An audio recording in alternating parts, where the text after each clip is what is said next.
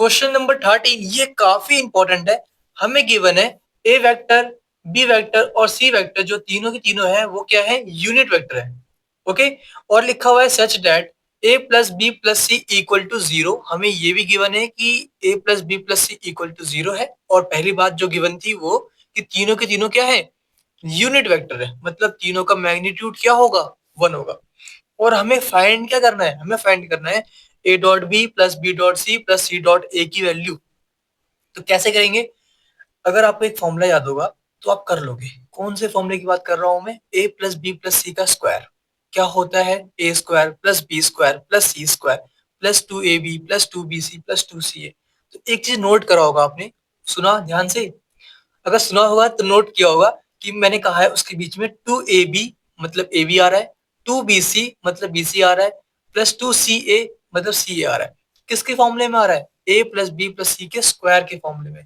मतलब जो ये ए प्लस बी प्लस सी है ये सब ए बी सी क्या है, वेक्टर है, ठीक है ना।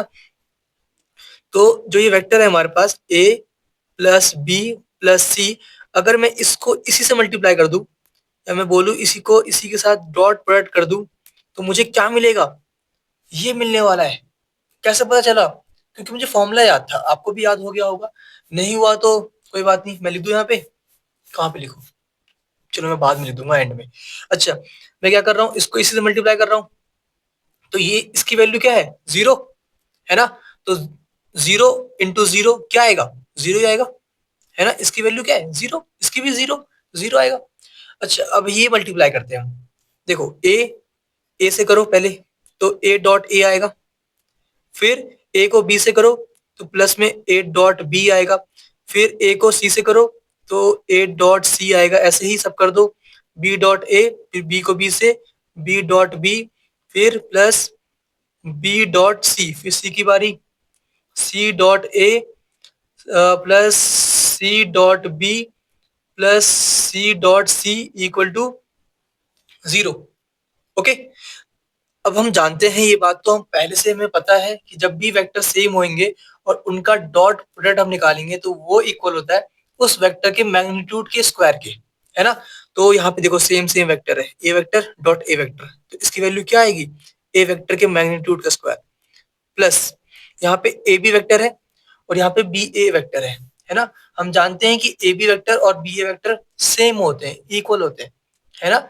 मतलब वेक्टर को आप ऐसे कर लो मल्टीप्लाई या उल्टा करके मल्टीप्लाई कर लो, आंसर विल बी सेम।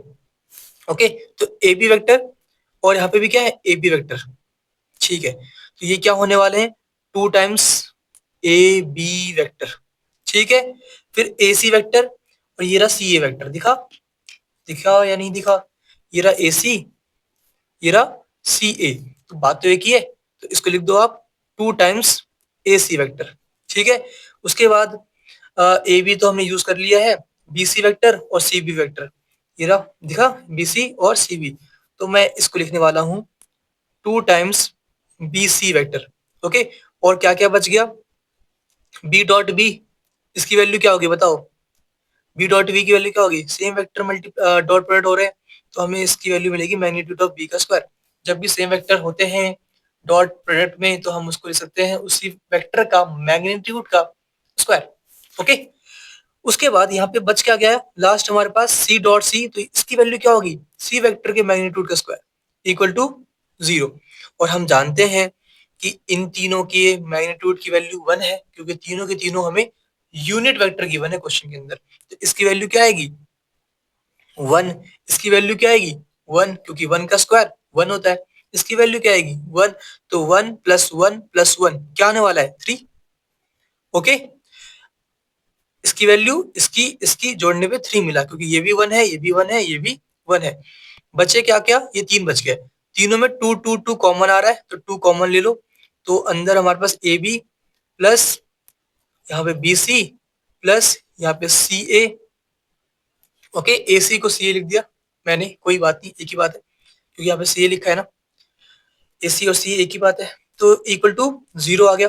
तो मुझे क्या मिल रहा है यहाँ पे, two times A B plus B C plus C A equal to में माइनस का थ्री, मतलब A B plus B C plus C A equal 2 into में है, डिवाइड में ले आओ तो माइनस का 3/2, ये हमारा आंसर आ गया। ओके, बस इतना ही करना था, क्वेश्चन काफी आसान था, आपको ये बात याद रहनी चाहिए बस। चलो मैं लिख देता हूँ यहाँ पे, a plus B plus C का स्क्वायर होता है हमारे पास A square plus B square plus C square plus 2ab plus 2bc plus 2ca, जो कि आपने यहाँ पे भी देखा है ना। मुझे ये फॉर्मूला याद था, अगर आपको याद ना भी हो तब भी आप अब आप कर सकते हो, क्योंकि आपने देख लिया कि करना कैसे था, और वैसे ही याद कर लो। ठीक है।